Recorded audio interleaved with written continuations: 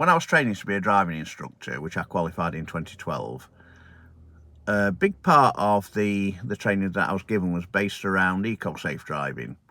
By eco-safe driving, I mean planning in good time. And I think to a large degree I was doing that anyway. So an example of somebody who doesn't use eco-safe driving is somebody who accelerates hard and brakes late. That does use more fuel.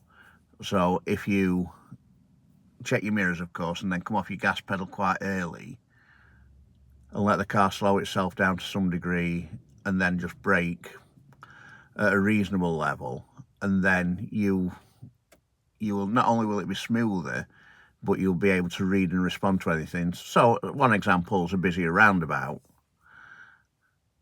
If you're approaching more slowly, you'll be able to read it better and make a safer decision.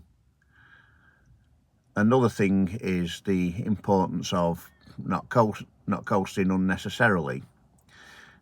Now, to some degree, we have to coast, particularly when stopping the car. You brake, you put your clutch pedal down. Now, a less confident driver or a poorly trained driver will put the clutch down a lot sooner, sometimes before they even brake, so that can cause a safety issue by the car running away. And also, when you've got your clutch down unnecessarily, you're using more fuel, because when you're braking towards a junction, a corner or anything like that, if you're just braking and the clutch pedal's raised and the correct gear's selected, then you're not using any fuel at all. But if you put your clutch pedal down, then the engine then needs fuel to tick over. So if you're coming around a corner with the clutch pedal down, then you are using more fuel. If you're putting your clutch down too early, then you're also using more fuel as well as not being in control. And also, if you coast around a corner, the car, if it's downhill, the car will lose control. It'll run away more easily. And if you coast around a corner that has an uphill slope following it, you'll then run out of momentum and you'll get into difficulty with your gears. And another thing about eco-safe driving is if we're talking gears.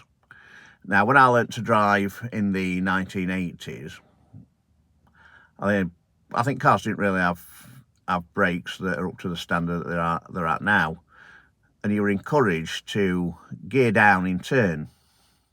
So let's say if you're in fourth gear, you go from fourth gear to third gear, raise your clutch, third gear to second gear, raise your clutch in between, and it all had to be planned like that. And the reason behind that was to get better use of engine braking.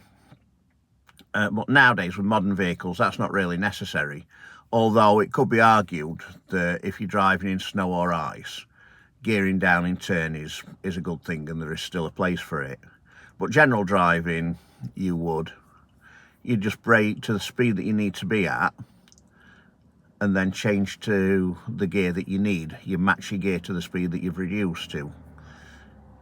Now, a lot of people don't agree with that, and I found that, since I've adopted that as a driving instructor, I do find it does make a lot more sense, and it does make the drive a hell of a lot smoother, as long as you don't get the vehicle too low if you're in a very high gear.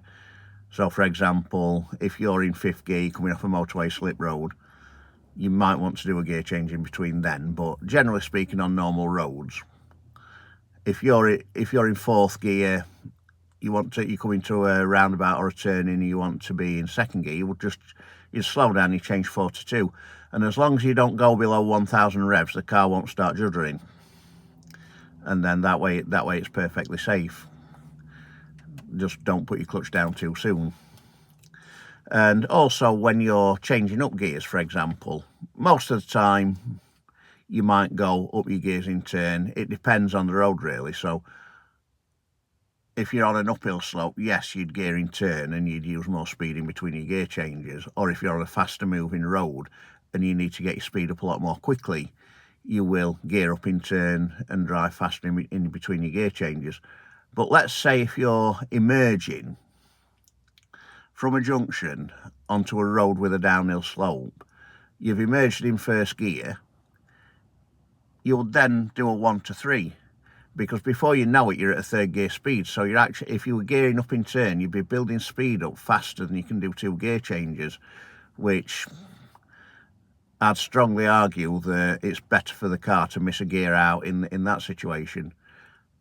Sometimes you can do it on a flat if it's not a fast moving road, and there's all kinds of variations in that, and I think that's the thing that you get with driving experience, and obviously some tuition as well. So if you're already doing that, then that's good, and if you can pick up a hint from this and maybe adjust your driving accordingly, then you know, I just hope that this video's had some influence. And also it gives information to learner drivers or people who are thinking of learning to drive the benefits of eco-safe driving, which is very much a form of defensive driving.